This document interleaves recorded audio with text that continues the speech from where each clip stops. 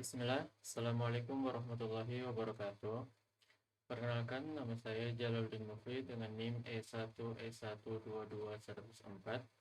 Jadi, pada video kali ini, saya akan membuat video tentang pengantar Python pemrograman. Bagi teman-teman yang sudah pernah dulu melihat atau menonton video saya, dulu saya sempat membuat tentang dasar-dasar Python. Nah, sebelumnya juga kita sudah pernah belajar Python, di mana waktu itu saya membuat beberapa video tentang Python, mengajarkan dasar-dasarnya. Nah, pada video kali ini kita akan belajar Python kembali, tetapi kita akan mengulas kembali apa yang telah kita pelajari dulu. Jadi kita ini belajar pengantar Python kembali untuk mengembalikan ingatan-ingatan kita tentang bahasa pemrograman Python. Dan bagi saya juga dan bagi yang menonton juga agar kita bisa belajar sama-sama tentang bahasa pemrograman Python.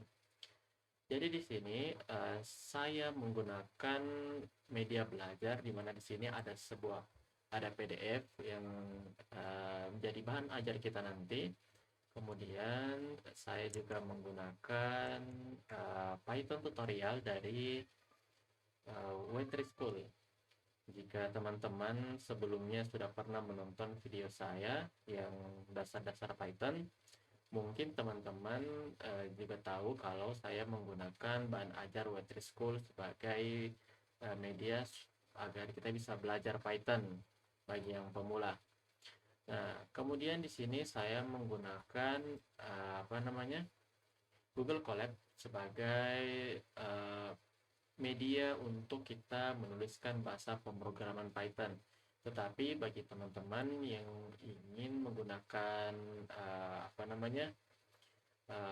alat lain, software lain, mungkin ada PyCharm atau mungkin bakal ada yang pakai VS Code, ada yang pakai yang lain-lain, mungkin bisa. Tapi di sini saya karena belum menginstal Python-nya, karena laptop saya habis install ulang, jadi saya menggunakan Google Colab untuk apa namanya untuk menuliskan bahasa pemrograman Python kita. Jadi untuk pertama di sini ada kita masuk di PDF-nya yang menjadi bahan ajar kita juga.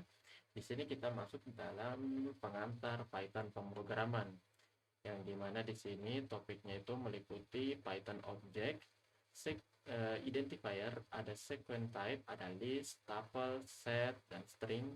Yang kemudian nanti 4 dari sequence type ini akan kita bahas di bawah. Kemudian ada dictionary class, kemudian ada operator for sequence and dictionary, kemudian ada polymorphic function, kemudian ada file read and write. Itu untuk yang dasar-dasarnya. Kemudian di sini ada yang lanjutan, ada exception handling, ada iterator and generator, ada Python convenience, dan ada scope and namespace. Itu untuk topik-topik yang akan kita bahas dalam video kita kali ini. Nah, ini ada berapa poin, ada 6 dasar-dasar poin yang akan kita bahas kembali, yang akan kita jadikan rujukan pembelajaran kita. Dan kemudian ada 4 poin lanjutan yang akan kita bahas di akhir-akhir nanti. Tapi sebelum kita bahas yang akhir-akhir yang advance, kita mulai dari yang dasar-dasar dulu. Kita harus mengenal Python object, identifier, sequence types, list, tuple, set, string, dictionary class, ada operatornya juga, operasi untuk sequence dan dictionary, ada polymorphic function. Nah, seperti itu. Setelah kita mengenal topik pembahasan yang akan kita bahas pada video kali ini, kita masuk pada introduction atau pengenalan dari Python itu sendiri. Nah, di sini apa itu Python? Mungkin kalau dari teman-teman sudah banyak mendengar Python apa itu Python, atau mungkin yang dari IT sudah tidak asing dengan bahasa pemrograman Python, tapi kalau yang baru belajar mungkin cuma dengar-dengar saja. Tapi untuk bahasa pemrograman Python ini itu sudah sangat populer ya, sudah sangat populer dan banyak dipakai di mana-mana. Nah, apa itu Python? Jadi, Python ini adalah bahasa pemrograman yang ditafsirkan dan dirancang untuk keterbacaan tinggi dan pembuatan prototipe lebih cepat yang mengarah pada pengembangan perangkat lunak tiap produksi. Jadi, it is a interpreted programming language designed for high credibility and faster prototyping, leading to production ready software development. Nah, jadi itu dia. Jadi yang dimaksud Python ini di sini adalah bahasa pemrograman. Jadi kalau teman-teman dengar Python dalam ilmu IT, itu berarti itu bahasa pemrograman ya, dan dirancang untuk keterbacaan yang lebih tinggi, design for high readability. Nah, kenapa kita di sini harus belajar Python? Atau kenapa di sini saya menjelaskan tentang Python? Nah, di sini ada 4 poin yang dimana menjelaskan why Python. Kenapa harus Python?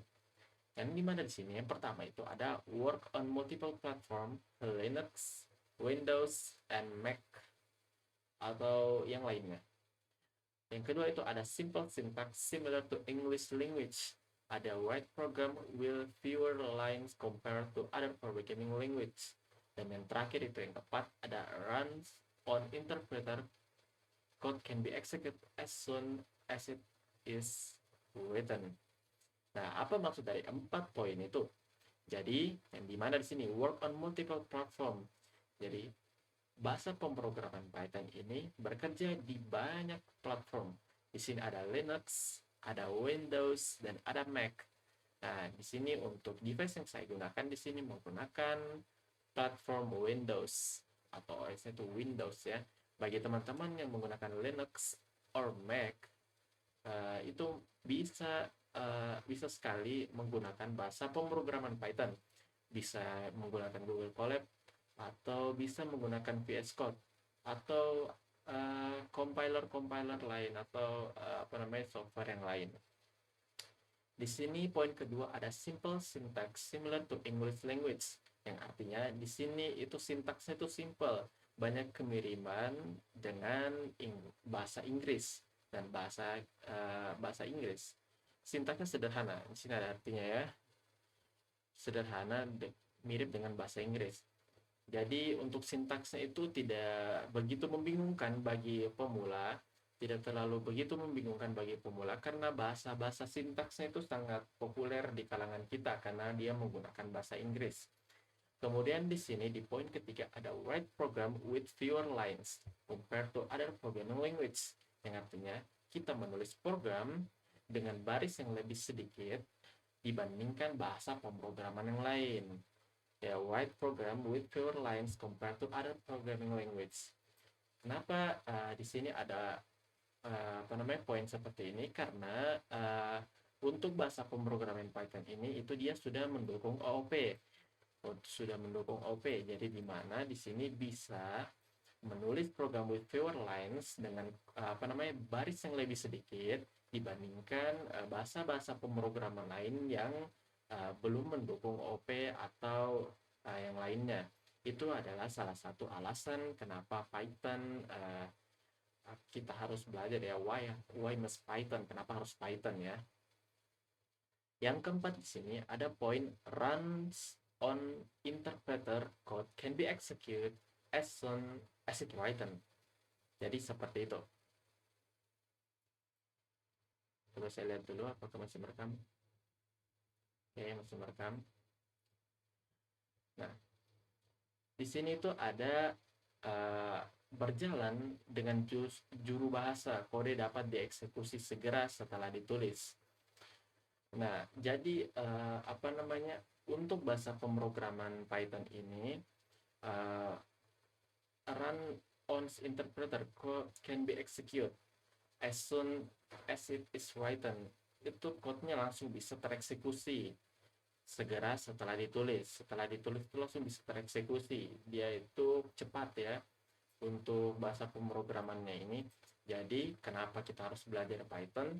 Di samping dia bekerja di banyak platform, dia sintaksnya juga itu gampang, bisa dibilang gampang, simple.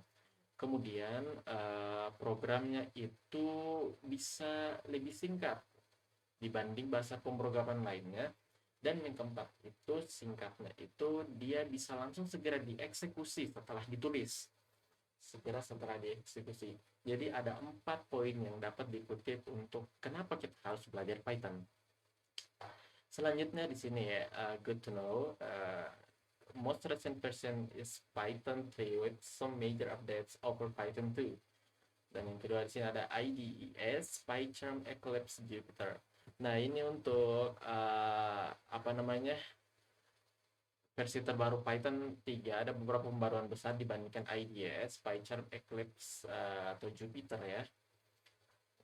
Bagi yang menggunakan ini Python 2 ya, update over Python 2 ini IDES, PyCharm, Eclipse, Jupyter. Tapi di sini kita menggunakan Google Colab ya. Sebenarnya bisa juga untuk Google Colab. Kemudian kita masuk pada slide selanjutnya di sini how and where to write programs. Nah, untuk menuliskan program dari Python sendiri, di sini sebenarnya tidak terpaku pada satu software saja. Di sini banyak software yang bisa kita gunakan untuk menuliskan program Python ini. Tapi karena seperti yang saya bilang tadi, dari sekian banyak program yang ada di laptop saya itu Python-nya belum ada pertama, VS Code-nya juga ada tapi Python-nya belum ada, dan saya tidak menginstal compiler juga yang lain, jadi saya menggunakan Google Colab sebagai alternatif untuk menuliskan Python-nya. Nah, bagaimana dan di mana menulis program? Codes could be executed online on Google Colab. Google login will be required. Nah, di sini code-nya itu bisa tereksekusi online di Google Colab. Seperti yang saya bilang tadi, kalau kita tidak mempunyai softwarenya di laptop, atau jika kita tidak menginstalnya, kita bisa menggunakan compiler online ya, atau media untuk menuliskan pemrograman Python secara online, yaitu di Google Colab. Dan di sini Google login will be required, dan login Google itu dibutuhkan ya untuk masuk ke Google Colab ini. Yang kedua ini create a new Python 3 notebook file.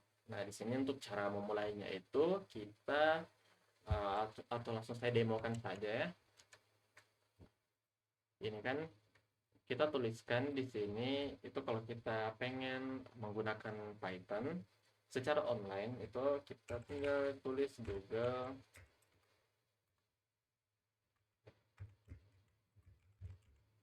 Google Colab. Nah, ini yang paling atas, selamat datang di Google Colab. Nah, ini untuk Google Colab ini adalah media untuk kita menggunakan Python ya secara online. Di sini kita tinggal buat notebook baru ya. Tadi di sini karena saya tadi sudah buat, mungkin saya buat lagi baru saja. Buat notebook baru dan akan keluar nanti seperti ini. Nah, create a new Python 3 notebook file new. Python 3 file new. Bisa juga lihat sini notebook baru itu. Python 3 notebook. An example program set its provider for reference here. Nah, contoh lembar program disediakan referensinya seperti ini ya. Ini bisa dilihat. Nah, ini dia akan wujudnya seperti ini. Tapi kalau kalian baru buka pertama kali seperti ini. Ini bisa kalian kasih nama di sini. Karena belajar Python. Nah, seperti itu. We will use Jupyter Notebook for writing program. Di sini kita akan menggunakan Jupyter Notebook untuk menuliskan program. Go straight to the Colab. The Colab tutorial, understand more about its use. Mungkin jika ini penonton kalian ingin mempelajari lebih lanjut bisa nonton tutorial ya. Saya juga menyediakan tutorial, tapi untuk yang dasar-dasar seperti ini. Di sini kalian cara menulisnya, di sini run-nya, di sini untuk menambahkan teks code-nya lagi. Jadi ini kalian untuk menambahkan teksnya. You also can write your codes on other Python IDE as well.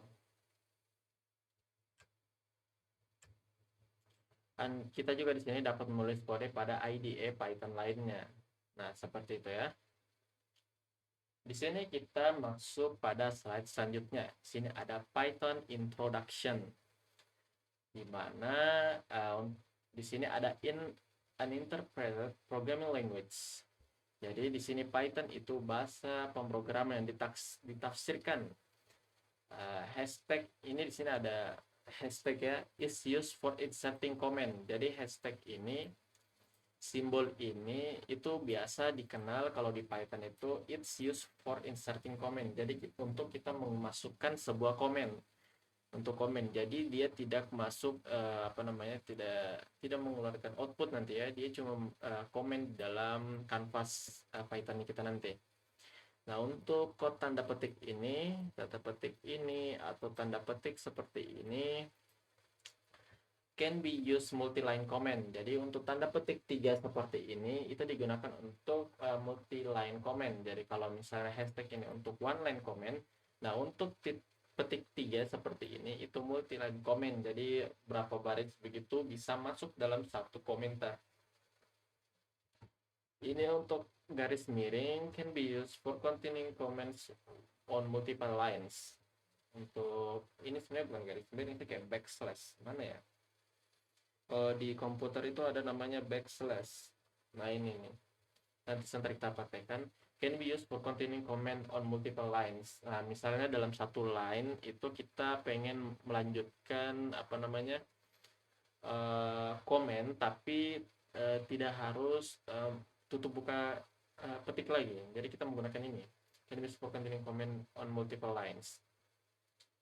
A code block intended within a control structure. Jadi kode diberi tab yang menjorok ke dalam struktur kontrol. An object-oriented language and classes from the basis for all data types. Dan bahasa dan kelas berorientasi objek menjadi dasar untuk semua tipe data. Nah, untuk implementasinya mungkin ini seperti ini ya. Kalau bagian pertanyaan simbolnya for inserting comment. Jadi contoh misalnya kita di sini ya. Stack. Nah, ini untuk yang one line ya. Ini tidak akan keluar output apa-apa karena dia ini komen, tidak memprint apa-apa ya, tidak ada output yang keluar. Kalau kita tulis di bawahnya, nah lihat, ini tidak keluar apa-apa, tidak hijau ya. Kalau hijau ini tandanya dia jadi komen. Nah itu. Kalau misalnya yang petik 3 ini itu untuk multiple line. Contohnya gini. Ini kan untuk satu baris. Di bawahnya itu dia sudah tidak bisa menuliskan komen lagi. Jadi kita pakai multiple line seperti ini.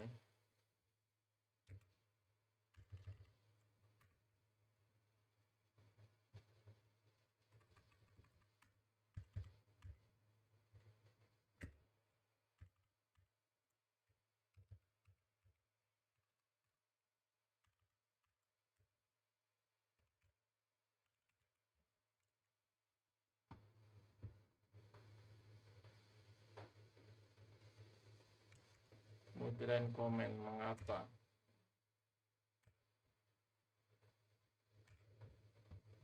Nah, ini harusnya seperti ini ya.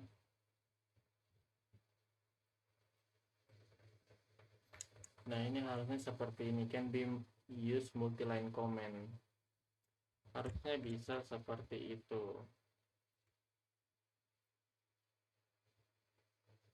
Nah, ini komentarnya ini. Ini komentar multi-line.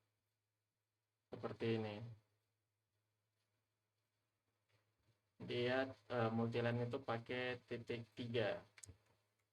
Tapi karena saya belum menginstal Python-nya, jadi seperti itu. Kemudian it can be used for containing comment on multiple lines. A block code is type indented within a control structure. Nah, ini untuk yang can be used for containing comment on multiple lines ini bisa kita lihat seperti ini ya.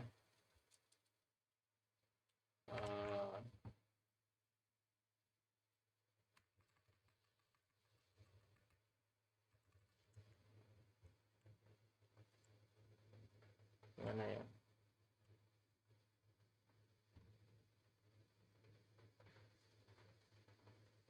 untuk melanjutkan komen selanjutnya, atau nanti sebentar kita lihat ya. Kita cari codingan yang serupa. Kita masuk pada identifiers.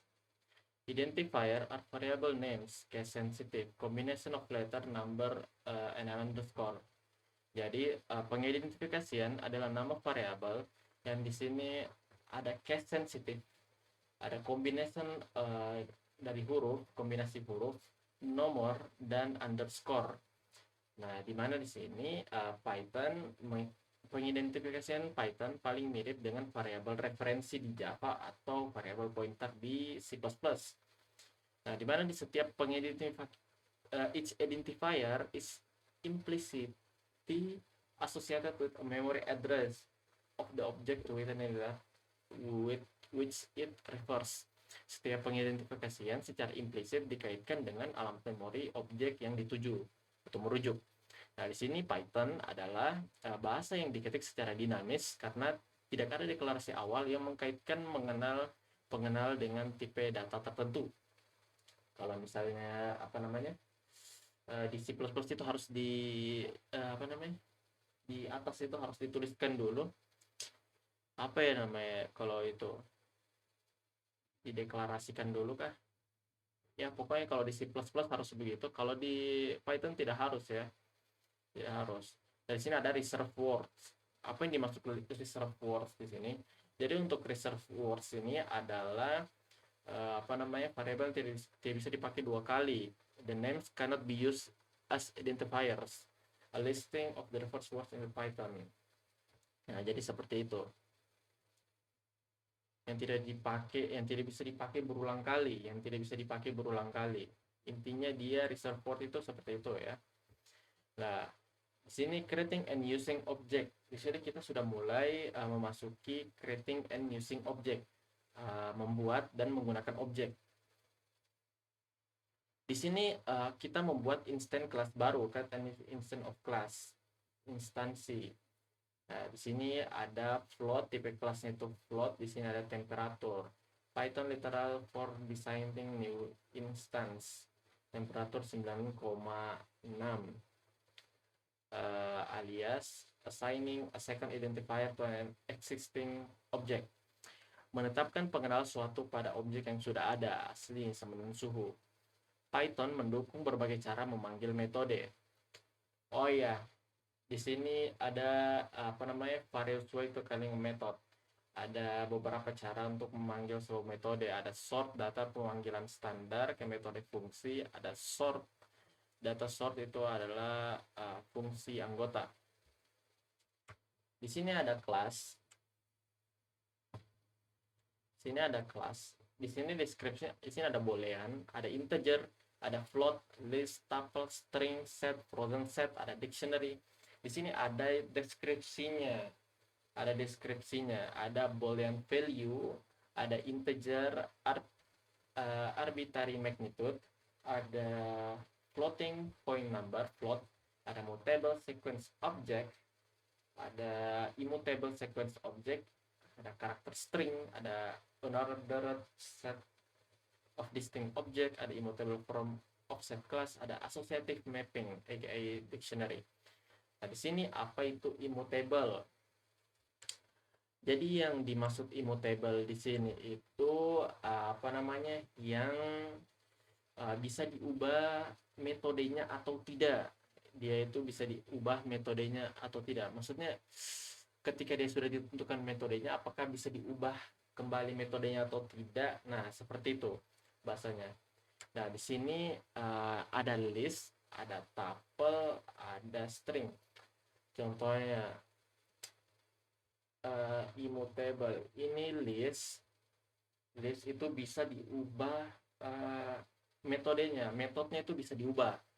Nah, sedangkan table itu immutable dia sifatnya, artinya dia tidak bisa diubah metodenya.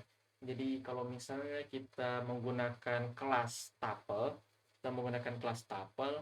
tetapi kita pengen mengubah metodenya, maka kita convert dulu ke dalam suatu list, kita ubah di situ, kemudian kita masukkan kembali jadi tuple kembali supaya metodenya itu bisa diubah.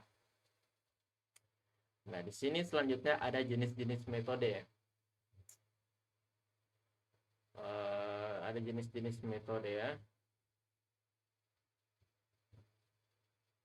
Ada aksesor, mutator, class is immutable.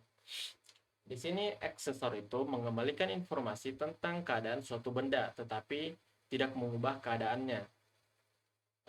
Contohnya aksesor itu di sini itu ada ini, get attribute self.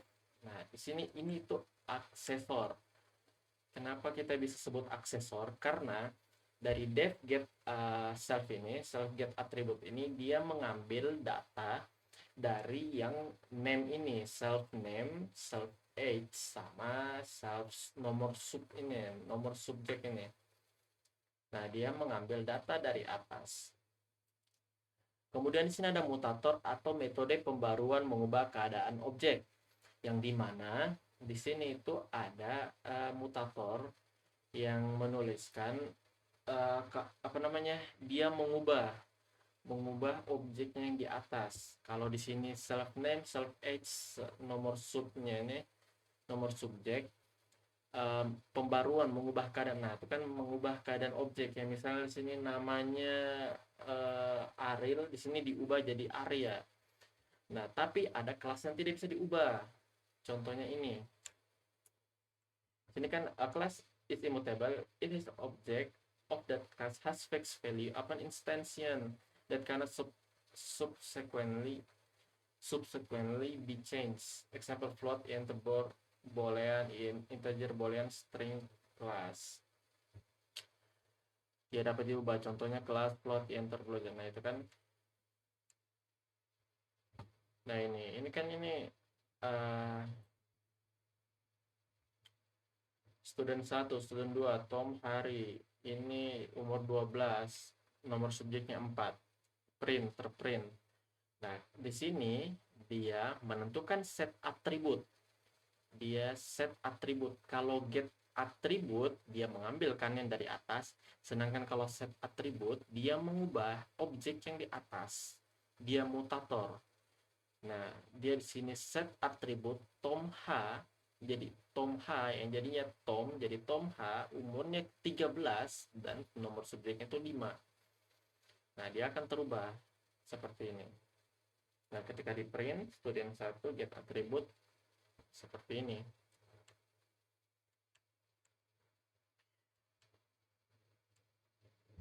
Atau mungkin kita coba praktekkan supaya lebih jelasnya.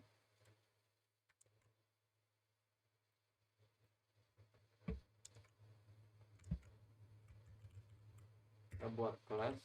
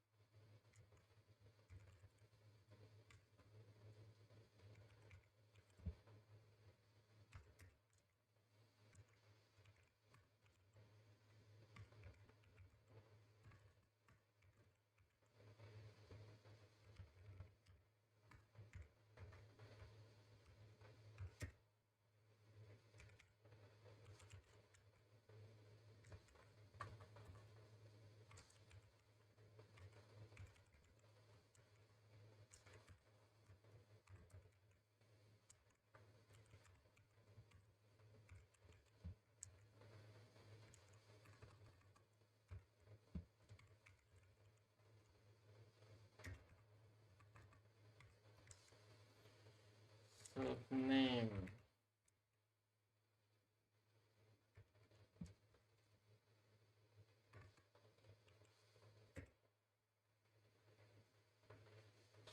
Nama.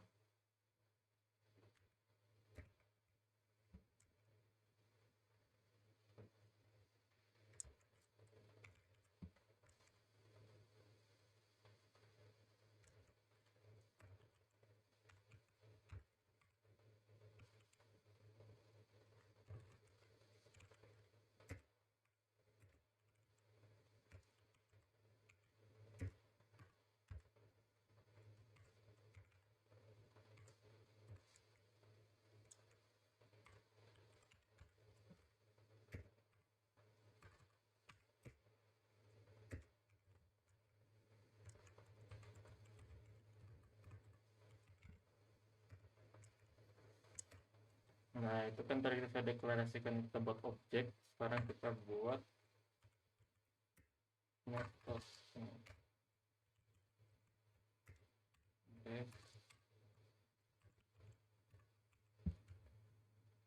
get attribute. Oke.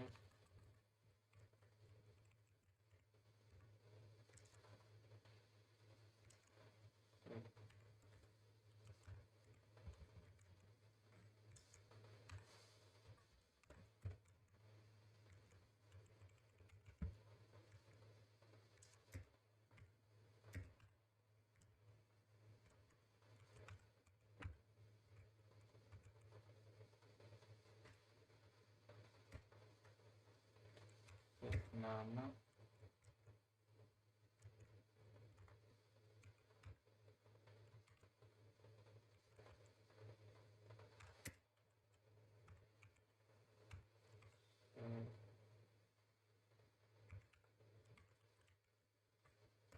nomor subjek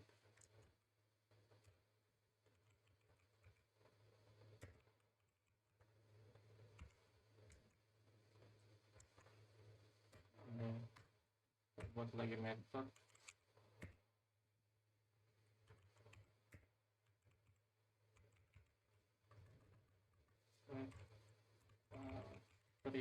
set atributnya ini kita mutator dan kita buat kita nambah umur sama subjek.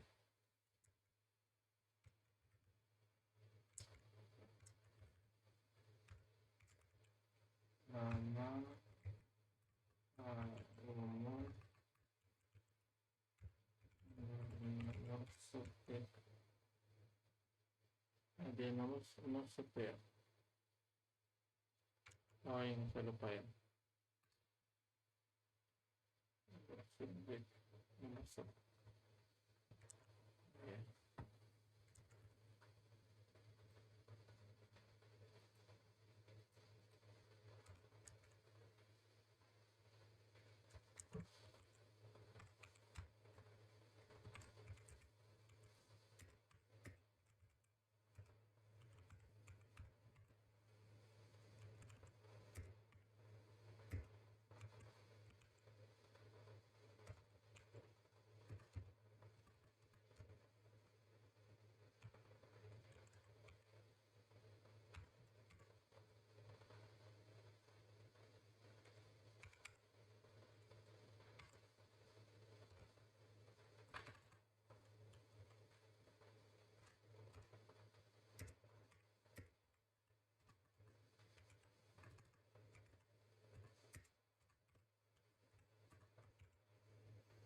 Nomor subjek. Nah, ini sudah selesai. Ini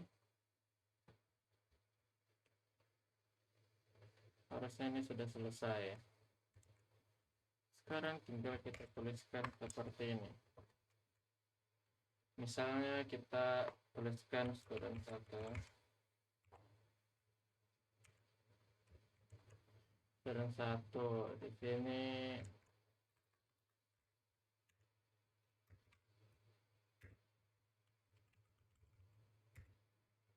student, namanya apa ya, kalau salah itu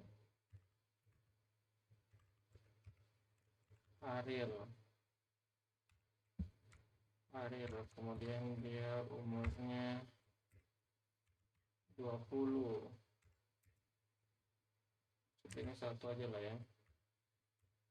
Kedua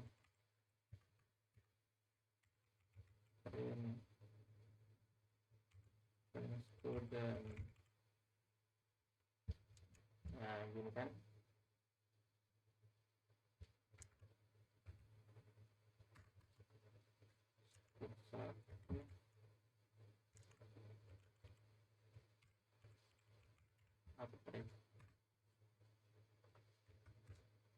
Kalau misalnya kita mau itu apa namanya, mengubah, kita kan tadi kita aksesor. Kalau kita mau ubah itu kita bisa tulis di sini ya. Misalnya kita student kan, kedua instance 1 kita set kan tadi get kan, set attribute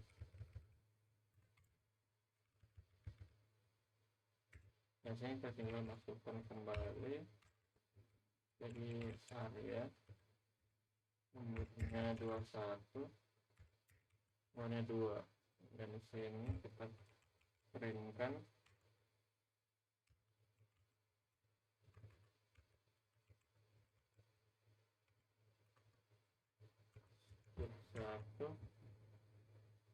satu get attribute. Nah, kita ambil kembali aksesor, kita ambil kembali yang telah diubah.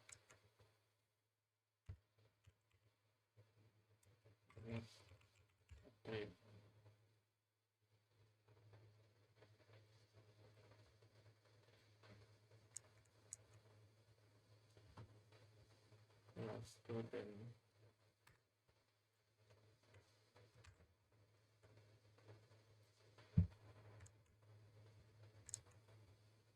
set nama non block after line 1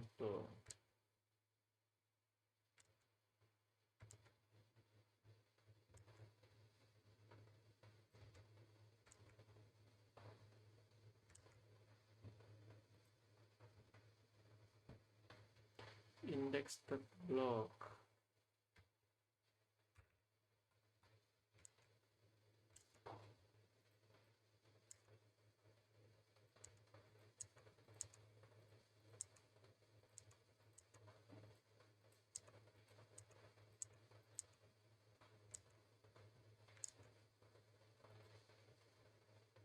nah student kelas student start 1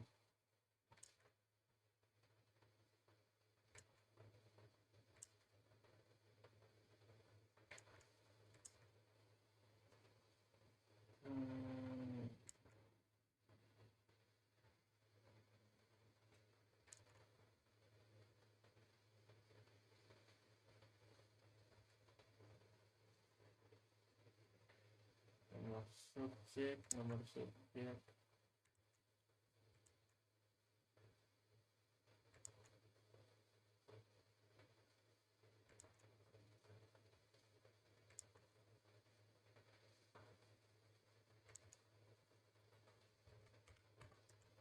saya perbaiki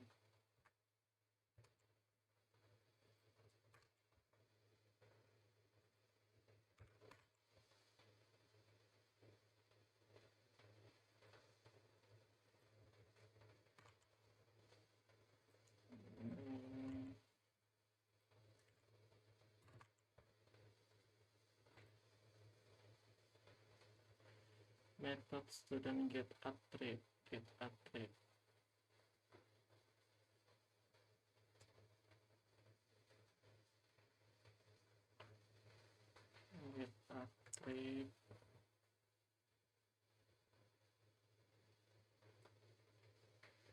nomor subjek ini aduh saya lupa. Nah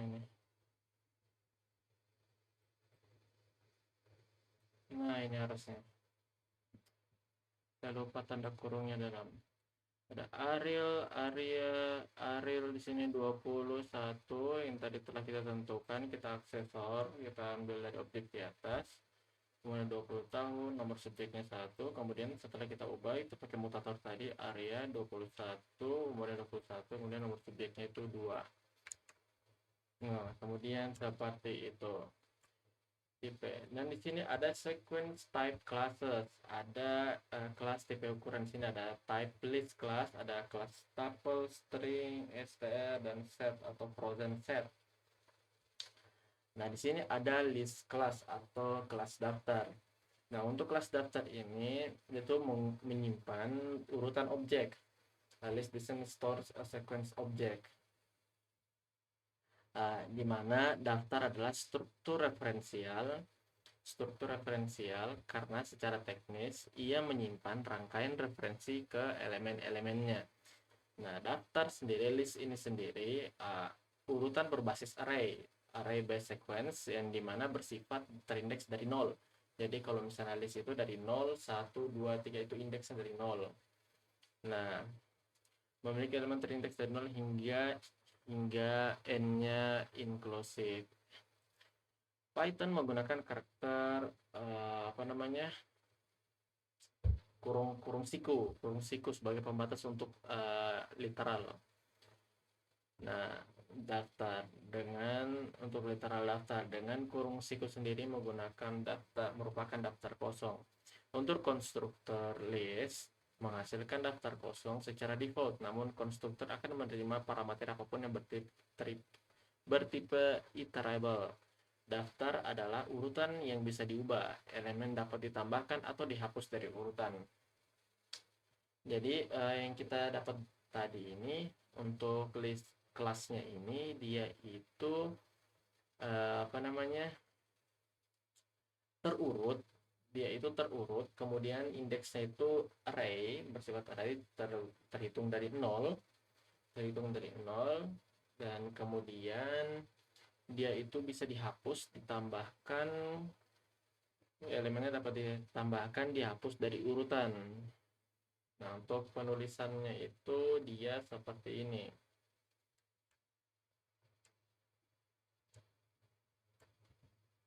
Nah, ini dia. List hello.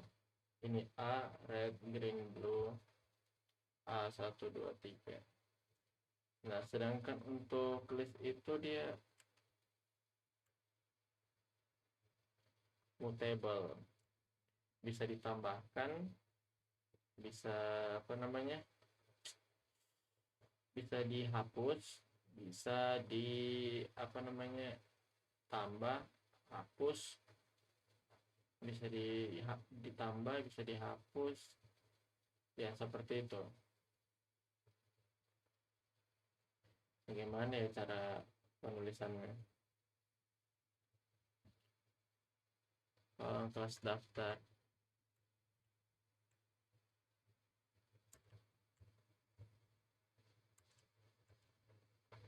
Contoh seperti ini deh.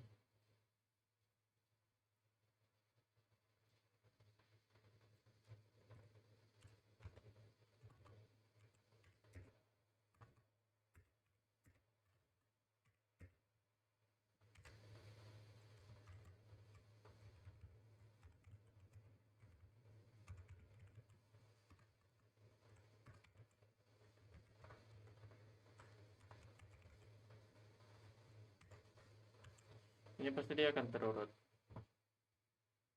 Tuhan, mengapa? Kalau kita tuliskan lagi, contohnya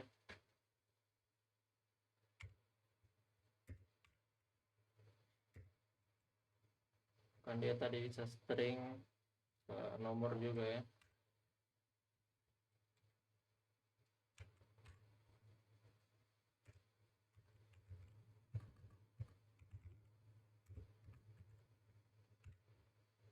Harusnya bisa sih. Nah, itu kan dia bisa dituliskan seperti itu. Kalau untuk menambahkan di sini tadi bisa nih Python menggunakan karakter sebagai pembatas untuk kita dan sendiri merupakan daftar kosong. Contoh seperti ini, kita pengen menambahkan sesuatu di dalamnya nih. Di sini kan print a b, dari sini b titik append dalam kurung tambahlah 21 lah. 21 ini harusnya tertutup terurut sih. Nah, ini append 6 kan, ini harusnya ditambahkan ini 21, kemudian kita printkan. Ini harusnya sudah dari 20, 21 itu kan ada 20 dan 21. Dan kalau misalnya kita pengen menghapus lagi ini kita bisa tuliskan begini, b terus remove, ini 20 lah. Print B. Nah, itu kan sisa 21, dan kita bisa menambahkan juga seperti ini.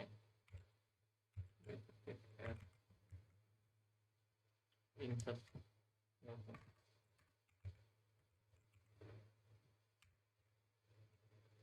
22 23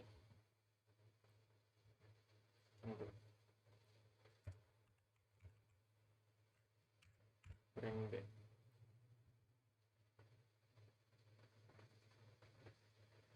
22 23 kita insert 1 sampai 10. 1 10 23 25.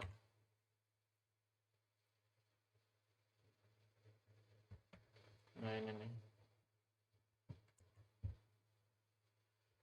insert 1 10 23 25. Nah, itu dia untuk contoh dari apa namanya, kelas daftar. Jadi dia itu mutable, bisa diubah-ubah metodenya di dalamnya, misalnya seperti ini. Dan dia juga itu terurut. Kalau misalnya kita tulis ini kan 21 23 ini dia terurut di dalamnya. Kalau misalnya kita punya contoh, misalnya di sini, tunggu ya, misalnya ada 21 kan, 21 kita BF-kan dulu.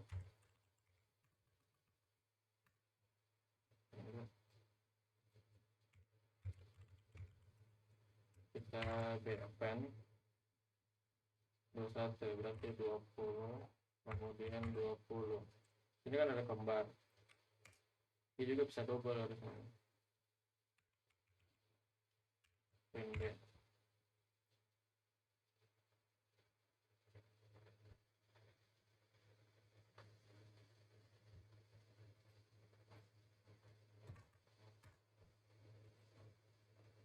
Lainnya 20.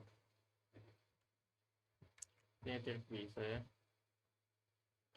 Ini mutable, bisa diubah metodenya kalau sudah di dalam.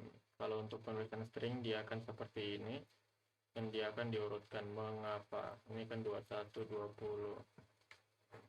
Nah, dia akan seperti itu untuk list. Indeks terkenal dengan panjang memiliki elemen terindeks dari nilai. Nah, dia ini untuk apa namanya, dia tidak terurut ya. Kalau list dia tidak terurut. Jadi kalau misalnya kita masukkan begini, dia itu tulisnya indeksnya tersusun, tapi dia mutable atau bisa diubah metodenya. Kemudian kita masuk di tuple. Nah, di kelas tuple ini beda sama dengan yang di list. Kalau di list di sini kelas daftar itu dia mutable atau bisa diubah metodenya, sedangkan untuk yang tuple ini dia mutable version of sequence. Jadi yang tidak bisa diubah versi sequence yang tidak bisa diubah, it cannot be changed, dan tidak bisa diubah, elemen cannot be added or removed from the sequence. Maksudnya dia tidak bisa ditambahkan, elemennya tidak bisa ditambahkan ataupun dihilangkan. Jadi kalau misalnya kita mau mengubah tempat lain itu mungkin bisa kita convert dulu. Nah, parent this kurung, the limited tuple with kurung lagi being an empty tuple. Tanda kurung membatasi sebuah tuple dengan tanda kurung menjadi tuple kosong. To express a tuple of length 1 as literal, comma must be placed after the element but within the parenthesis. Jadi untuk menyatakan tuple dengan panjang suatu literal, koma harus ditempatkan setelah elemen tetapi di dalam tanda kurung. Misalnya 17 adalah tuple satu elemen. Coba kita lihat dulu. Nah, ini dia tuple 1, tuple 2, tuple 3. Jadi untuk pembatas untuk menandakan tuple itu dia tuh pakai kurung biasa ya. Kurung biasa ini tuple P6, tuple 1, tuple 2. Ini tuple 3, print tuple 1. Tuple 1 indeks 0, tuple 2 indeks 1 ke 5. Nah, gini kan. Print tuple 3. Atau langsung kita tuliskan saja.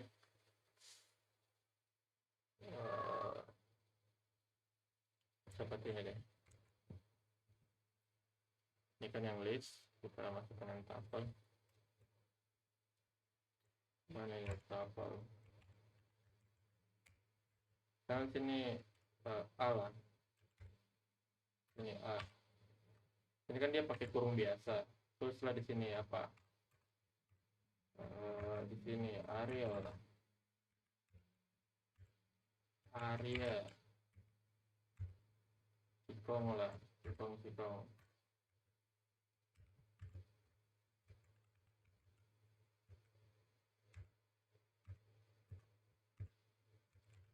Pajak. Ini B-nya itu yang integer.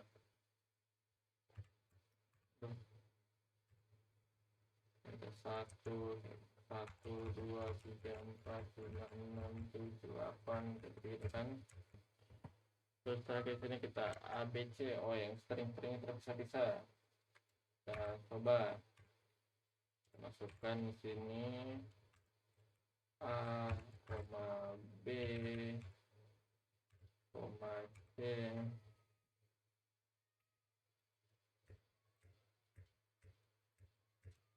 Nah, seperti ini. Nah, sini kita pengen print tuple apa namanya? Tuple 3. Tuple 3. Contoh seperti ini.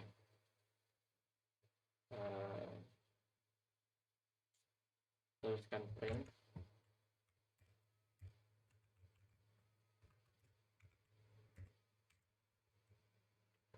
A. Print A titik 1 itu indeks pertama.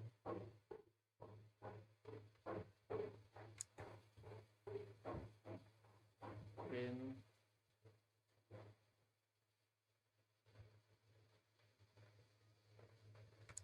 oh ya, saya lupa ya, ini bukan pembatas, ini harus pakai array. Nah, array dulu. Nah, array 1 12. Nah, ini print A di indeks pertama, maksudnya A indeks pertama. Kan tadi saya bilang itu dia array kan susunannya. Jadi ini 0, ini 1, ini area. Begitupun seterusnya. Kalau misalnya kita menuliskan print B, kemudian kita tuliskan array-nya, contohnya kita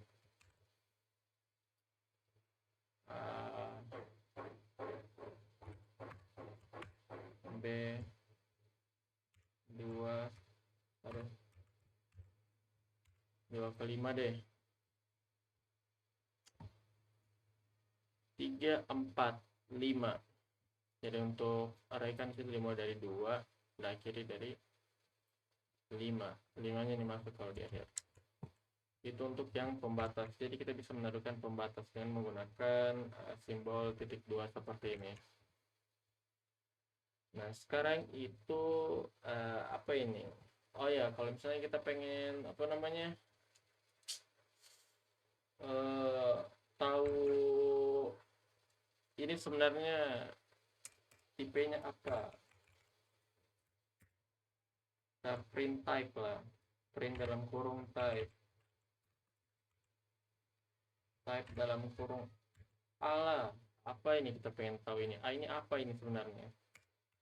Bentar. Print tipe anunya dia ini apa? Variabel tipe apa ini sebenarnya? Variabel A ini tipe apa? Ini type B lah. Type B lah seperti ini. Kita pengen lihat apa ini. Wah, ini tuple dua-duanya tuh. Tuh bisa dilihatkan tuple. Kecuali kita buat tuple 5 seperti ini. Terus ini kita bela.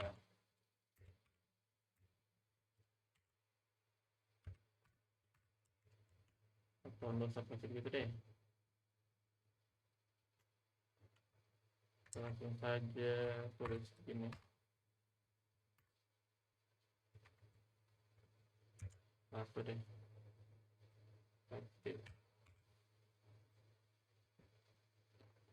Nah, kalau dituliskan 1 begini, dia bacanya itu integer ya, karena dia cuma 1 begini. Nah, kan ini dibaca tuple. Nah, karena dia itu tuple itu yang disimbolkan biasanya itu dengan pembatasnya itu kurung biasa dengan kurung biasa. Jadi seperti itu untuk yang tuple. Baik, sekarang kita lanjut pada yang kelas string. Kalau tadi itu yang untuk tuple. Nah, untuk kelas string ini an immutable version bukan represent an immutable sequence of character. Dia sama juga immutable, dia bisa diubah. Apa namanya? Karakter yang tidak dapat diubah. Contoh hello. Kalau jangan khawatir nih di sini escape karakter Unicode. Oh, ini contoh ini.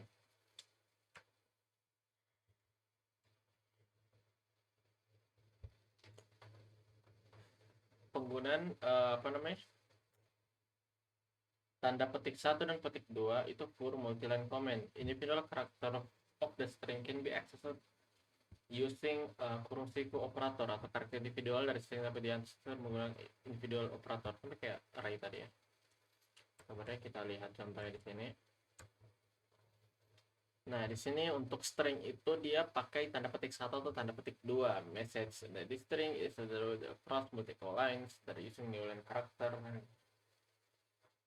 Seperti ini ya. Coba using new line character and no space for the text line and one line within this string also count new line printed. Jadi kalau petiknya 3 itu multiline karakter ya, bisa di beberapa baris begitu tanpa harus kita petik-petik lagi atau kita membuat variabel-variabel baru. Contoh seperti ini. Kita masuk pada string. Jadi kalau string itu ditandai dengan petik 1 atau petik 2 ya. Kalau misalnya kita punya A, variabel A lah. Pokoknya variabel A ini bakal jadi variabel favorit kita. Terus kita lihat. Jadi misalnya kita lihat di sini petik 1, petik 2 kan. Ini Oci. B, bisa juga pakai petik 1. Petik 1. Ini siapa ya? Iman. Nah, petik 1 kan. Kita bisa pakai multiple. Contoh, cara mau pakai ini kah? Ini coba bisa ya, multiple.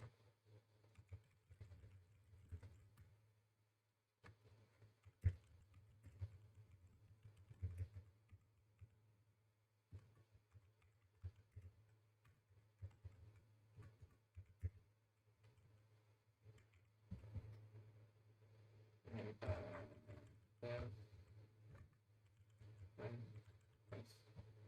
ya, saya bisa pakai petik 1 atau petik 2 tetap sama aja sih.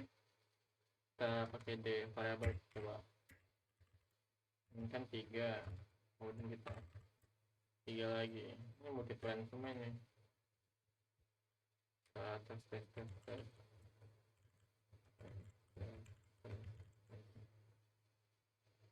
print semua.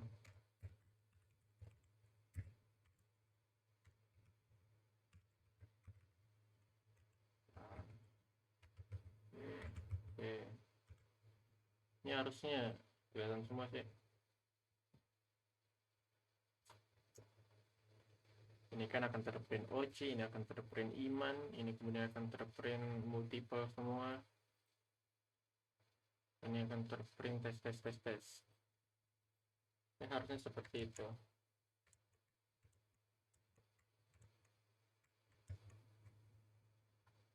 Mana ya? Ini kan. Itu kan ini akan terprint multiple, ini kemudian akan terprint apa namanya? Multiple juga, tapi dengan petik 1, ini petik 1, petik 2, petik 1 juga. Nah, jadi itu untuk yang string. Jadi kalau untuk string itu biasa kalau misalnya kita mau menulis kata-kata ya, kalau untuk string itu.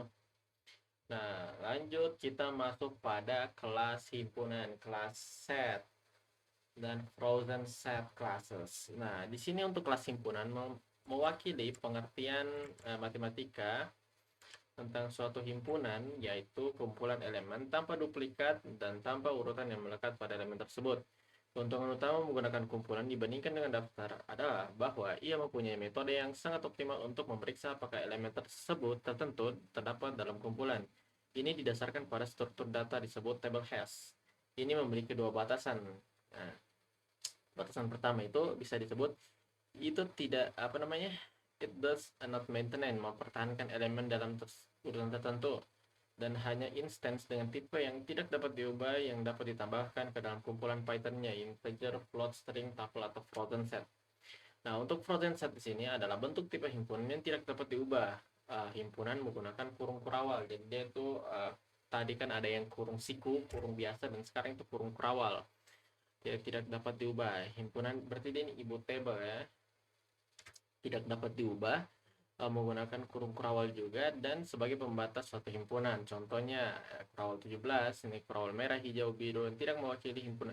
Dia tidak mewakili himpunan kosong karena alasan historis, dia mewakili kamus kosong.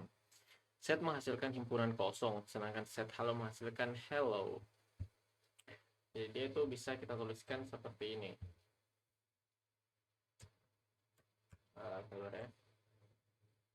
Nah, ini dia. Ini untuk yang list. Ini untuk list. Nah, ini kan set hello, print D, print C. Ini set, oh ini kita ubah, kita modify karena dia tidak dapat diubah, tapi karena kita tidak dapat diubah, maka kita mengkonvertnya ke dalam list dulu. Kita convert dalam list, baru habis itu kita masukkan ke dalam list dan kita kembalikan kembali ke kurung kerawal, karena kurung kerawal kan tidak bisa ditambahkan. Kemudian kita masuk ke dalam kelas dictionary, yaitu mewakili kamus atau pemetaan dari sekumpulan kunci berbeda hingga terkait satu nilai. Nah, literal kamus, dictionary juga menggunakan kurung kurawal, sama seperti set atau frozen set yang tadi. Bentuk literalnya itu kurung kurawal menghasilkan kamus kosong. Konstruktor untuk kelas dictionary menerima pemetaan yang ada sebagai parameter. Alternatif konstruktor menerima rangkaian pasangan nilai kunci sebagai parameter, sebagai dalam dictionary berpasangan dan berpasangan. Contohnya seperti ini. Ini mungkin rada. Nah, ini.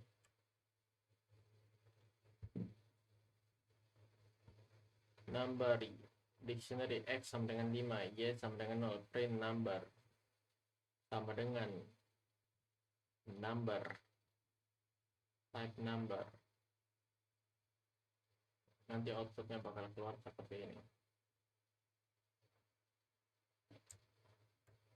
Ini dia outputnya itu kurung kurawal. Nah, ini dia. Atau gimana cara tulisnya biar gampang, kita A lagi deh. Itu tulisnya kayak begini,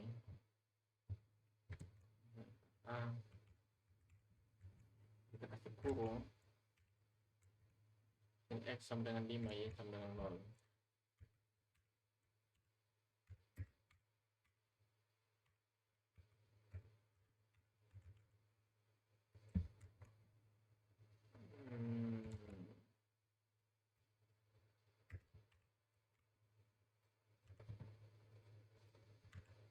Kayaknya harusnya sudah kelihatan ya, bukan? Kalau kita lihat,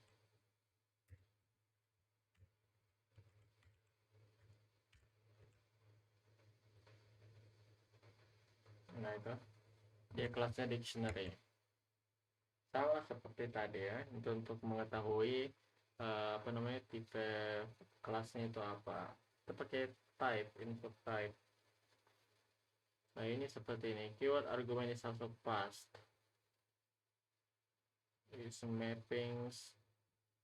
Nah, seperti ini. Ini untuk yang dictionary. Selanjutnya ini kita masuk pada expression, operator, and Cadence atau apa namanya, operator logika. Nah, di sini ada operator logika not, and, sama or. Dan di sini not itu tidak, and itu dan, or itu atau. Equality operator di sini kesetaraan, itu sama dengan itu sama dengan iya, is not, is not, hasil sama dengan, kemudian tidak sama dengan. Comparison operator ini lebih kecil sama dengan, lebih besar sama dengan. Ada arithmetic operator, tambah, kurang, kali, bagi, persen. Terakhir ada operator bitwise-nya seperti inilah. Ini untuk yang expression operator. Nah, ini untuk penggunaannya itu bisa kita lihat seperti ini.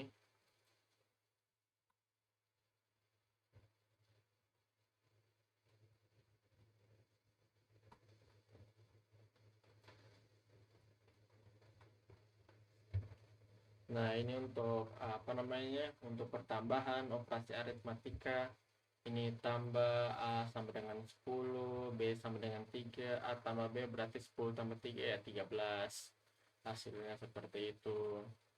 Ini penggunaannya sama seperti biasa, tinggal ganti-ganti operator saja. Untuk komparasi, operator komparasi, nah ini sama seperti di atas, tinggal kita gunakan seperti biasa. Signifikan sama sini A sama dengan 1, B sama dengan 2, ini C sama dengan A tambah B,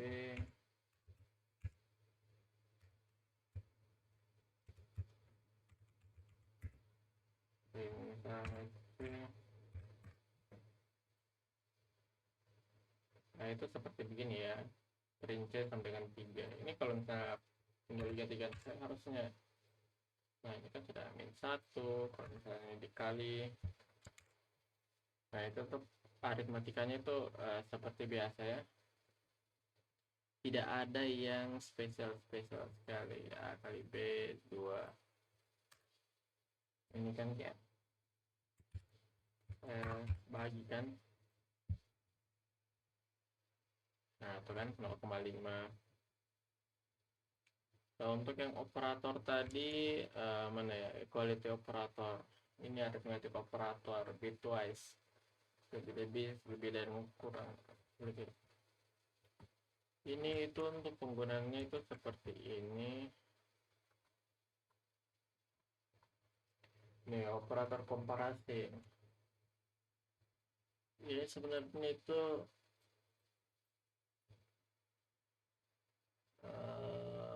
apa ya? Kurang dari apa, kok merupakan operasi dengan membandingkan nilai. Nah ya, membandingkan nilai dari satu atau yang lainnya. Kurang dari sama dengan dari. Ini hampir sama seperti di atas, tapi dia cuma lebih dari, kurang dari, terus kita tambahkan satu variabel seperti itu. Nah, ini untuk operasi logika juga seperti itu. Kalau or, kalau dan itu berarti dua syarat harus dipenuhi. Kalau or itu salah satunya terpenuhi, maka masih bisa jalan. Nah, seperti itu. Ini operator bitwise assignment. Nah, itu dia. Selanjutnya kita masuk pada sequence operator atau operator urutan. Python mengandalkan pengindeksan urutan 0 sehingga urutan dengan panjang n memiliki elemen yang terindeks dari 0 hingga n itu inklusif. Python juga mendukung penggunaan indeks negatif yang menunjukkan jarak dari akhir rangkaian indeks Y1 menunjukkan elemen terakhir indeks Y2, menunjukkan elemen kedua hingga terakhir, dan seterusnya. Dan di sini tuh ada slicing juga, ada slicing interval setengah terbuka. Contoh data 3, 8 menunjukkan urutan berikutnya mencakup 5 indeks 3 sampai 8. 3 sampai 8. Semua urutan menentukan operasi perbandingan berdasarkan urutan leksikografis merupakan perbandingan elemen demi elemen hingga perbedaan pertama ditemukan, misalnya 5, 6, 9 lebih kurang dari pada entry pada indeks pertama.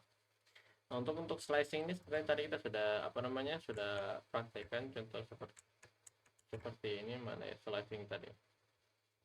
Ya tadi di atas, nah ini ada slicing 2 sampai 5, berarti indeks kedua ini 0, 1, 2.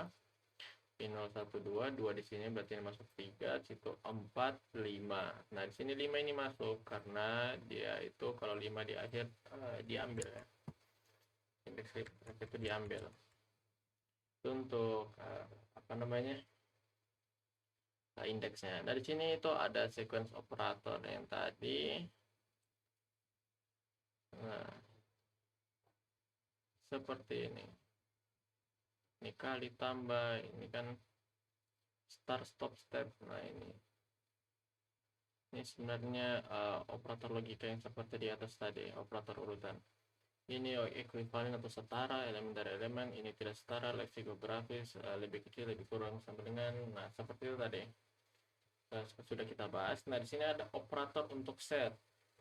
Containment check. Nah, di sini operator set tadi itu sepertinya kita sudah bahas juga. Nah, di sini operatornya ini setara, ini tidak setara, lebih kecil sama dengan, lebih kecil, lebih besar sama dengan, lebih besar. Ini union 1 dan 2. Kemudian di sini kita masuk pada operator untuk dictionary, yaitu operasi untuk di kamus. Nah, ini dokumen 1, dokumen 2 itu setara. Ini D1 tidak sama dengan 2, sepertinya sama dengan tadi. Ini D key, ini key sama dengan value. Ini sama dengan tadi yang di atas kita sudah bahas. Operator penugasan yang diperluas, alpha 1, 2, 3, beta sama dengan alpha, beta 4 plus sama dengan 5. More 2 element, alias for alpha extend the original list with 2 more elements. Beta plus 67 print alpha 1. Biasanya apa? Nulis 1, 2, 3, 4, 5, 6, 7. Dia itu akan menambahkan yang di dalamnya, isinya di dalam. Contohnya kita, dia itu menambahkan di dalamnya. Oh, di sini tidak ada ya. Penugasan yang diperluas, yang tadinya cuma 1, 2, 3, sini alpha. Kemudian di sini beta plus sama dengan 4, 5. Kemudian beta sama dengan beta plus 6, 7. Jadi bertambah di listnya 1, 2, 3, 4, 5, 6, 7. Jadi seperti itu. Di sini prioritas operator. Jadi operator mana yang bakal diprioritaskan? Operator exchange assignment, penugasan berantai. X sama dengan kamu sama dengan 0. 1 lebih kecil sama dengan X tambah kamu lebih kecil. Ini bukan kamu ya, harusnya ini X sama dengan Y sama dengan 0. 1 lebih kecil dari X tambah Y lebih kecil dari 10. Nah, ini untuk operator precedence. Nah, kalau kita translate kan,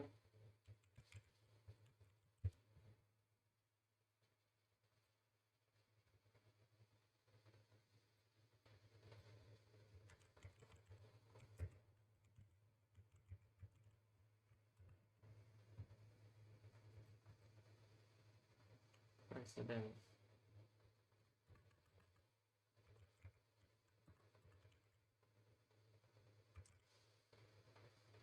Nih, operator prioritas atau biasa disebut operator prioritas sama ya. Ini member access, expire member. Nah, seperti ini. Nah, kita masuk di counter flow, if, while, for, break, and continue, atau looping ya. Bukan looping, if else. Kita masuk di if else, kayak if else. Kalau di sini if, elif, else. Nah, jika kondisi 1 benar, maka dia akan keluar print if 1. Jika if 1 salah, dia akan masuk ke kondisi kedua. Jika kondisi kedua salah, dia masuk ke kondisi 3. Jika dia tidak masuk ke kondisi ketiga, maka dia harus berhenti di kondisi keempat. Tidak mau apapun ceritanya, dia harus berhenti di kondisi keempat. Nah, di sini tapi di sini juga ada while condition, masih itu body ini akan dilanjutkan. Kemudian di sini ada di looping. Kalau ini itu apa di ini tuh akan terloop, terlooping. Kalau ini apabila kondisinya benar dia baru menjalankan kondisinya. Pernyataan break mengakhiri perulangan while atau for yang paling cepat ditutup. Pernyataan continue menyebabkan perulangan. Nah, apabila perulangan selanjutnya berjalan seperti yang diharapkan. Mana ya, elif statement. Nah, ini dia itu akan tertulis seperti ini. Nama input, siapa nama Anda. If nama sama dengan Jaludin. Apa kita tuliskan saja ya, kita tuliskan ulang. Ini sebenarnya pelajaran if else.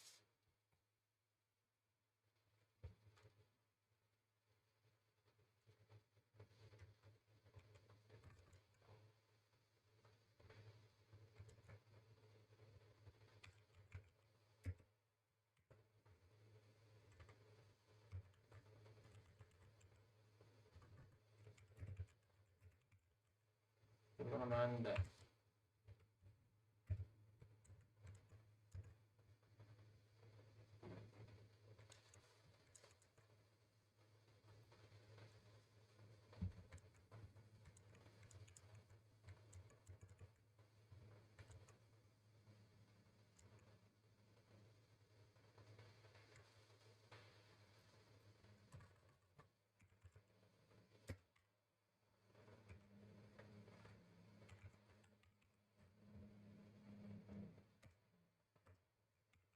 Nah, ini kita mulai nih. If nama sama dengan Mufli print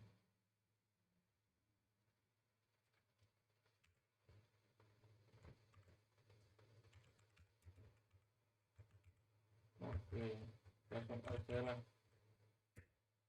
Elif juga kalau gitu deh. Elif misalnya jadi masuk Jaludin deh. Nama Jaludin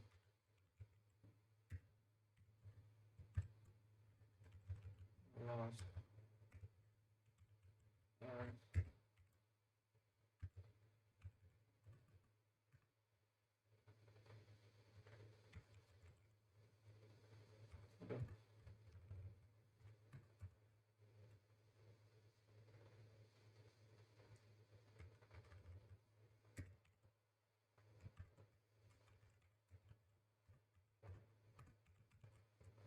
Nah, ini deh.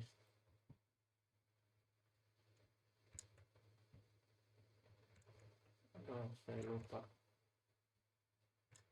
Ini harusnya ada ini deh. Ini sana ini. Nah,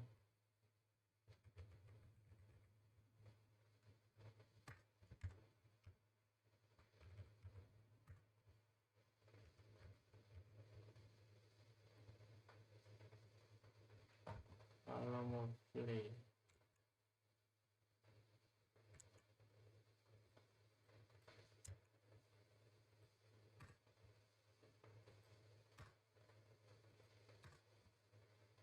biar rapi sedikit. Unexpected print. Siapa nama Anda? Mufli. Mas Bang. Halo Mufli, anjay. Siapa nama Anda? Kalau misalnya saya ini Cikong. Enggak, harusnya salah ya. Kamu siapa? Nah, ini kan dia salah. Dia pemeriksa kondisi satu dan bertanya Jaludin. Dia masuk ke kondisi terakhir, kamu siapa? Karena dia salah semua ya. Nah, itu dia kondisinya. Mengecek kondisi. Itu untuk else if-nya. Kita masuk pada mana tadi? Faktor prioritas. Nah, ini else if Ini for while. Nah, ini for loop itu seperti ini, dan while loop, kalau for loop itu tidak ada kondisi, dia itu langsung melakukan perulangan, langsung looping. Sedangkan kalau loop itu, while loop itu harus ada kondisi yang di apa namanya, harus ada kondisi yang benar. Kalau kondisinya sudah benar, baru dia melakukan looping. Dia pengecekan kondisi dulu baru. Jadi dia seperti itu.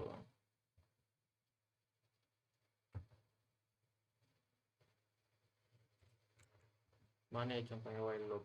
Nah, while angka lebih kurang dari 5, ini ditambah plus 1, 1, plus 1, plus 1, plus 1, seperti itu. Kalau for loop dia for i in range. Nah, ini dia langsung masuk, diakhiri dari dia bertambah angka-angkanya terus.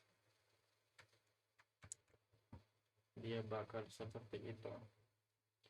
Nah, sini function. Istilah fungsi digunakan untuk menggambarkan fungsi tradisional tanpa kewarganegaraan yang dijalankan tanpa konteks kelas tertentu atau turunan dari kelas itu, seperti diurutkan data. Oh, ini sorted, ini data sort. Oh, istilah method digunakan untuk menggambarkan fungsi anggota yang dipanggil pada objek tertentu menggunakan sintaks penyampaian pesan berorientasi objek seperti data sorted. Pengidentifikasian yang digunakan untuk menggambarkan parameter yang diharapkan dikenal sebagai parameter formal. Objek yang dikirim oleh pemanggil saat memanggil fungsi adalah parameter sebenarnya. Nah, fungsi polymorphic more than one possible calling signature default parameter value. Jadi lebih dari satu kemungkinan tanda tangan pemanggil. Di sini ada parameter bawaan default parameter defu abc, decount tanda tangan. Nah, ini sudah mulai memanggil metode-metodenya ini for item in data. Ini dia apa namanya, functionnya. Dia dari fungsi return n. Kemudian di sini input output, input output, input on keyboard, outputnya ini konsol. Ini untuk apa namanya, input output ini sudah kita apa namanya, sudah kita praktekkan ini tadi barusan ini. Nah, ini print, ini input, ini output printnya. Nah, ini untuk file handling. File is name location on the disk. Oh, jadi setiap variabel itu memiliki lokasi ternama di disknya kita itu untuk menyimpan data secara permanen.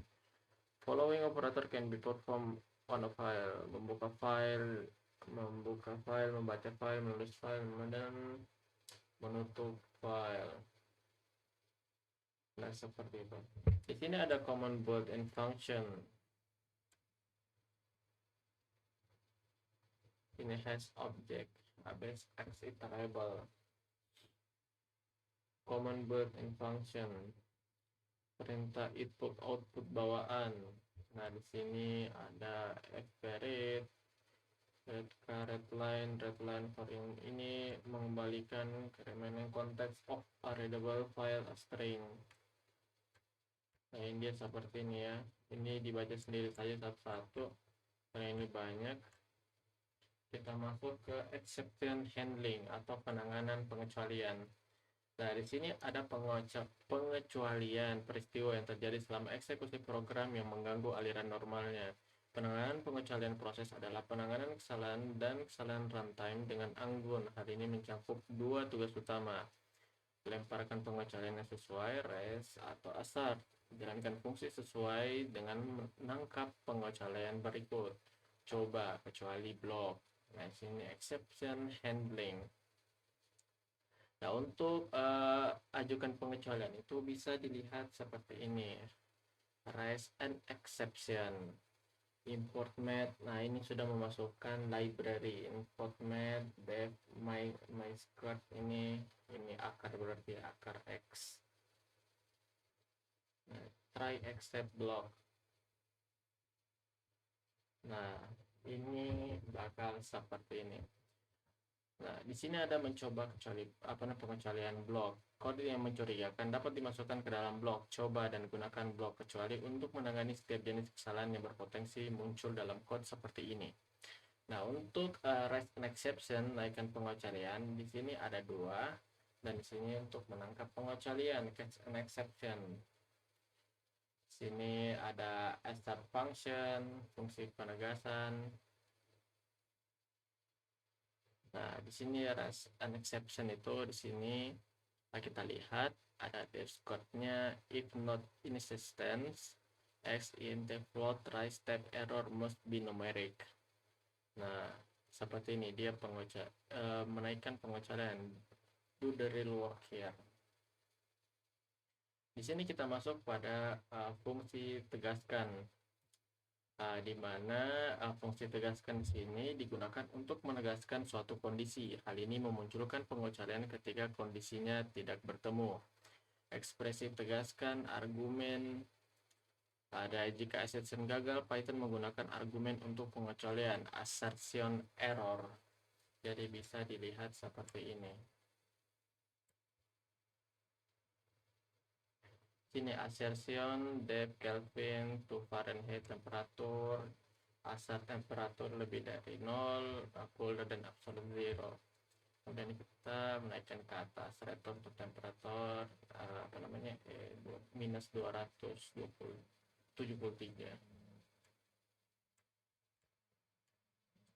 Nah, di sini ada jenis-jenis pengecualian yang banyak digunakan. Di sini ada class exception, base class for most error type, ada attribute error, ada EOF error, yang dimana di sini menaikkan raise if end of file, reach for console or file input, ada raise upon failure of input output operator, ada index error, raise if index to sequence is out of bounds, ada key error, raise if non-exist key requested for set or dictionary, ada keyboard interrupt, raise if user types Ctrl-C while program is executing, ada name error, raise if non-exist identifier use, ada stop iteration, raise by next iterator if null element, see section 1.8 ada di atas tadi.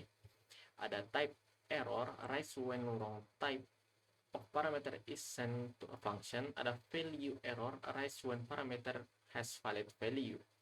Ada zero divisor error, raise when any divisor operator used with zero as divisor. Di sini kita masuk pada iterator and generator, yang dimana di sini pada video sebelumnya kita sudah belajar ini. Iterator itu adalah objek yang mengelola iterasi melalui serangkaian nilai, dimana jika i sebuah iterator itu setiap pemanggilannya ke fungsi bawaan next i produce menghasilkan elemen berikutnya dari rangkaian yang mendasarinya. Pengecualian stop iterasi itu dinaikkan menjadi menunjukkan bahwa tidak ada elemen lebih lanjut. Nah, iterable adalah objek yang menghasilkan iterator melalui sintaksis. Nah, teknik yang paling nyaman untuk membuat iterator itu dengan Python melalui penggunaan generator. Generator dapat memiliki beberapa perintah hasil, dan iterator dan generator memberikan manfaat evaluasi lambat di mana nilai dihitung ketika diminta. Seluruh rangkaian tidak perlu berada di memori pada satu waktu. Jadi dia lebih dia lebih hemat ruang. Jadi seperti itu. Di sini kita masuk kenyamanan Python tambahan, additional Python convenience.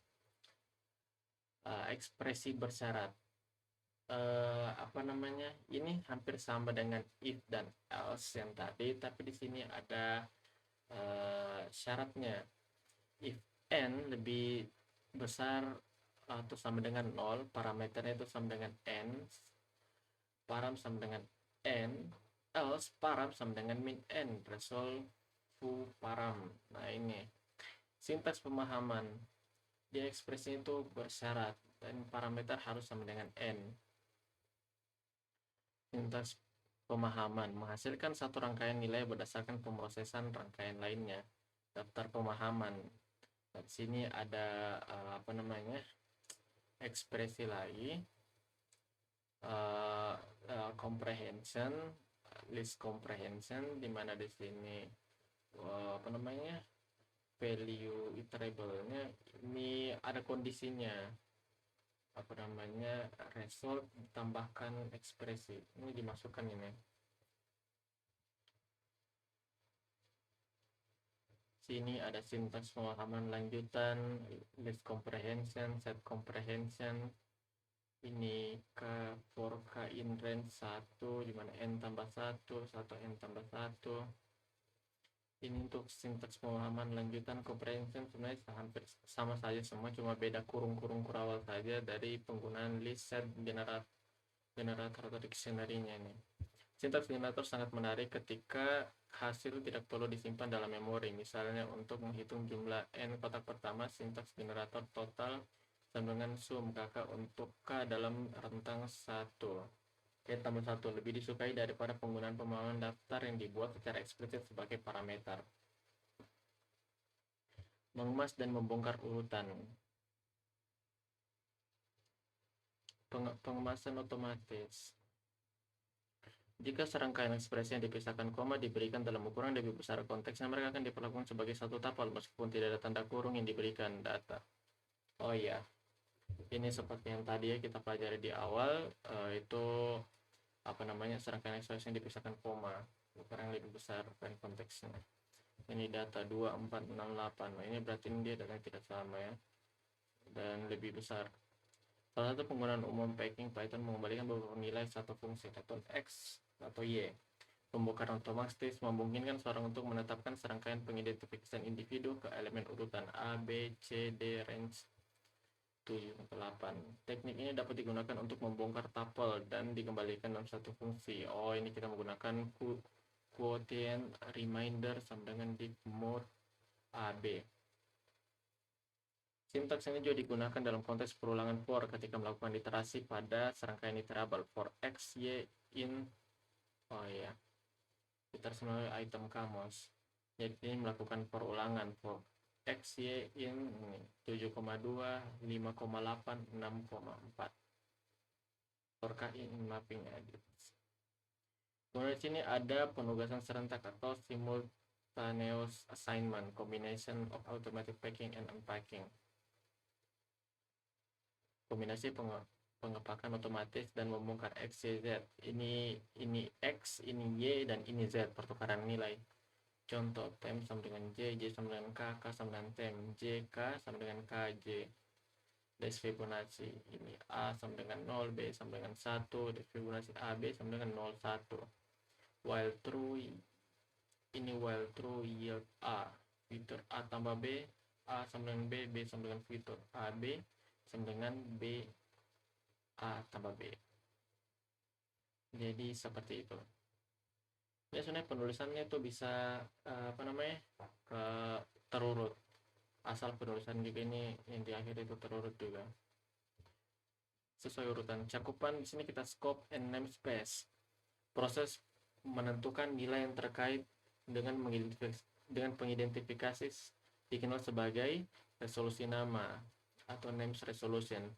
Setiap kali pengidentifikasian ditetapkan ke suatu nilai, definisi tersebut dibuat dengan A, ruang lingkup tertentu. Penugasan tingkat atas biasanya dilakukan dalam lingkup global. Penugasan dilakukan dalam isi suatu fungsi biasanya memiliki cakupan yang terbatas, lokal untuk panggilan fungsi itu. Setiap cakupan berbeda di Python, direpresentasikan menggunakan abstraksi yang dikenal sebagai ruang nama. Objek kelas 1 adalah instance dari satu tipe yang dapat ditetapkan ke suatu pengidentifikasian, diteruskan sebagai parameter atau dikembalikan oleh suatu fungsi. Di Python, fungsi dan kelas juga diperlukan sebagai objek kelas 1. Ini scope and namespace. Ini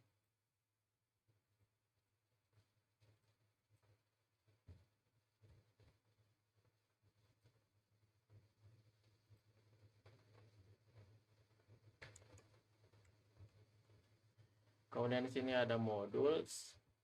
Modul adalah kumpulan fungsi dan yang terkait erat.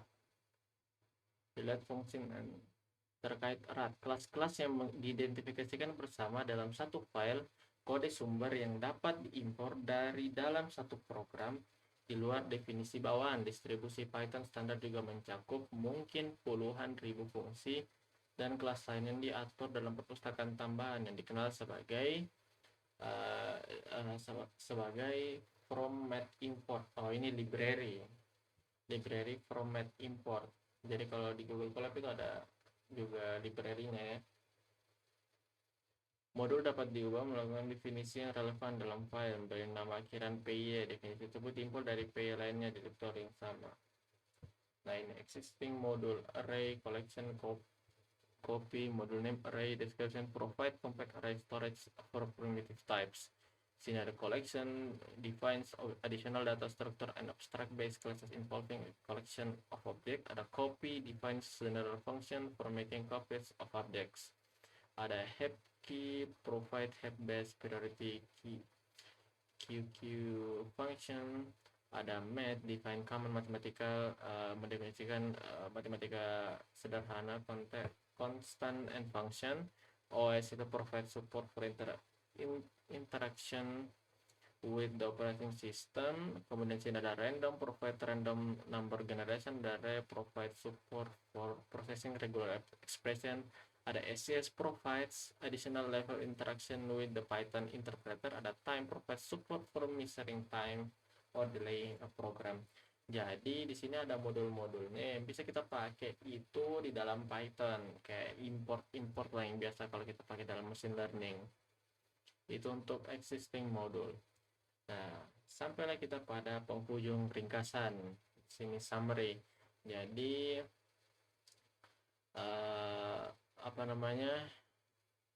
untuk yang telah kita bahas tadi itu sudah kita bahas tentang pengantar Python-nya. Kemudian ada variasi dari sequence types dari setiap kelas, ada operator yang kita sudah bahas, kemudian ada input output dan file handling, kemudian ada pengecualian penanganan pengecualian juga, ada iterator dan generator, ada Python convenience, ada namespace, kemudian ada modul yang biasa dipakai di Python ya. Mungkin segitu saja untuk video kali ini. Mungkin yang seperti ini, yang di table-table existing modul ini, mungkin kalian bisa baca-baca sendiri. Kemudian ini ada common exception types. Ini banyak ya, apalagi ini common build function. Ini banyak yang bisa kalian pelajari sendiri, karena nggak mungkin saya jelaskan satu-satu ya. Dan sini ada operator precedence. Ini banyak ya. Nah, ini kemudian dasar-dasarnya. Nah, itu saja untuk introducing to Python programming. Jadi tadi itu kita telah membahas, kita mengulik kembali tentang pengantar Python yang telah kita pelajari pada video selanjutnya. Lebih dan kurangnya mohon dimaafkan. Kita sama-sama belajar di sini. Saya juga belum terlalu mahir dalam Python, jadi kita sama-sama belajar saja. Lebih dan kurangnya mohon dimaafkan. Sekian dari saya. Sampai ketemu pada video selanjutnya. Thank you.